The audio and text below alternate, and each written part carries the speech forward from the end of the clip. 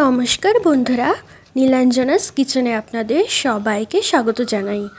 আজকে আমি আপনাদের টক ঝাল মিষ্টি তেঁতুলের আচার তৈরি করে দেখাবো। তাহলে চলুন আজকের রান্না শুরু করি। আচারটা তৈরি করার জন্য এখানে আমি 500 গ্রাম পাকা তেঁতুল নিয়েছি। সবার প্রথমে তেঁতুলটা আমি জল দিয়ে একটু ধুয়ে নেব। এখন তেঁতুলটা ভালোভাবে ধুয়ে নিয়ে জল ঝরিয়ে রাখবো। এবারে এর মধ্যে আমি দিয়ে দেব পরিমাণ মতন জল। জল দেওয়ার পর এবারে আমি হাত দিয়ে তেঁতুলটাকে ভালোভাবে মাখিয়ে নেব, যতটা মাখানো যায়। তেঁতুলটা ভালোভাবে মাখা হয়ে গেলে 1 ঘন্টার জন্য তেঁতুলটাকে এইভাবেই রেখে দেব, যাতে তেঁতুলটা ভালোভাবে নরম হয়ে যায়। এখন আমি আচারের জন্য একটা ভাজা মশলা তৈরি করব। তো তার জন্য এখানে আমি একটা কড়াই গরম করে নিয়ে তাতে দিয়ে দেব গোটা 4টে শুকনো লঙ্কা, দিয়ে দিচ্ছি 1 বড় চামচ গোটা জিরে, আর লাগছে 1 বড় চামচ গোটা ধনে। এরই সাথে দিয়ে দিচ্ছি 1 চামচ মতন 5 ফোড়ন। এবারে লো ফ্লেমে মশলাটাকে ভালোভাবে ভেজে নেব। 2 থেকে 3 মিনিটের জন্য মশলাটাকে ভালোভাবে ভেজে নিয়ে আমি গ্যাসটাকে অফ করে দেব। এবারে মশলাটা যখন একটু ঠান্ডা হয়ে আসবে, তখন একটা মিক্সার গ্রাইন্ডারে মশলাটাকে ভালোভাবে গুঁড়ো করে নেব। দেখুন মশলাটাকে গুঁড়ো করে নিয়ে একটা বাটিতে রেখেছি। এইদিকে দেখুন তেঁতুলটা কিন্তু একদম ভালোভাবে নরম হয়ে গেছে। এবারে হাত দিয়ে তেঁতুলটাকে আমি ভালোভাবে মাখিয়ে নেব। এই তেঁতুলের মধ্যে দেখুন এই যে সুতো সুতো অংশগুলো আছে, এইগুলোকে কিন্তু রাখা যাবে না, এইগুলোকে আমি ফেলে দেব। এই যে দেখুন আমি একটা প্লেটের মধ্যে এই তেঁতুলের মধ্যে থাকা যত সুতো সুতো অংশগুলো ছিল সেইগুলোকে আমি সব বেছে বেছে ফেলে রেখেছি। এখন আমি আচারটা তৈরি করব। তো তার জন্য আমি একটা ননস্টিক প্যান গরম করে নিয়ে তাতে দিয়ে দিচ্ছি 1 কাপ মতন সর্ষের তেল। তেলটা গরম হয়ে আসলে এর মধ্যে দিয়ে দেব 2টো শুকনো লঙ্কা।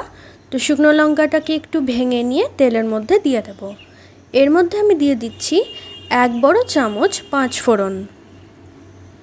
ফোড়নটাকে ভালোভাবে নাড়াচাড়া করে নেব।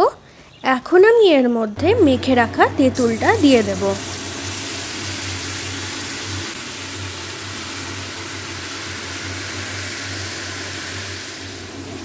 তেঁতুলটাকে দেওয়ার পর তেলের মধ্যে প্রায় 2 থেকে 3 মিনিটের জন্য ভালোভাবে নাড়াতে থাকব। দেখুন তেলের সাথে তেঁতুলটা কিন্তু ভালোভাবে মিশে গেছে। তো এখন আমি দিয়ে দেব এর মধ্যে 1 বড় চামচ নুন। এই নুনটা কিন্তু আপনারা অবশ্যই নিজের স্বাদ অনুসারেই দেবেন। নুনটা দেওয়ার পর ভালোভাবে এটাকে নাড়াচাড়া করে নিতে হবে, যাতে ভালোভাবে নুনটা আচারের মধ্যে মিশে যায়। এখানে আমি আচারে মিষ্টির জন্য ব্যবহার করছি আখের গুড়। আপনারা চাইলে কিন্তু চিনিও ব্যবহার করতে পারেন, কিন্তু আখের গুড়ের জন্য আচারটা বেশি খেতে ভালো লাগে।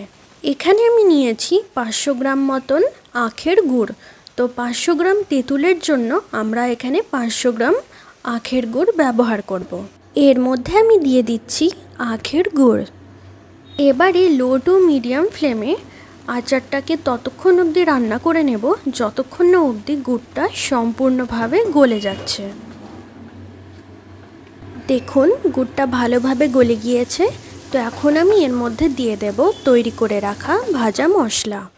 এখানে আমি যতটুকু মশলা তৈরি করে রেখেছিলাম সম্পূর্ণটাই আচারের মধ্যে দিয়ে দিলাম।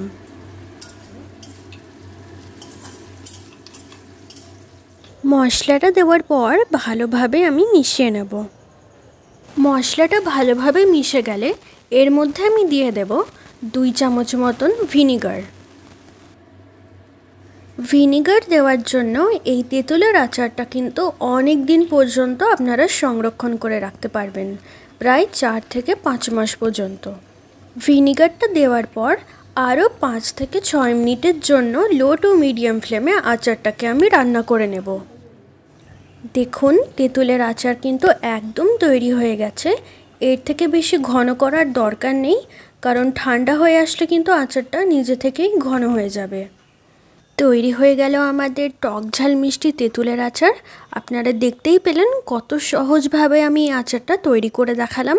আজকের রেসিপি যদি আপনাদের ভালো লেগে থাকে তাহলে অবশ্যই লাইক, কমেন্ট, শেয়ার করতে একদম ভুলবেন না। আজখানে শেষ করছি, আবার দেখা হবে নতুন কোনো রেসিপি নিয়ে। সবাই খুব ভালো থাকবেন। ধন্যবাদ।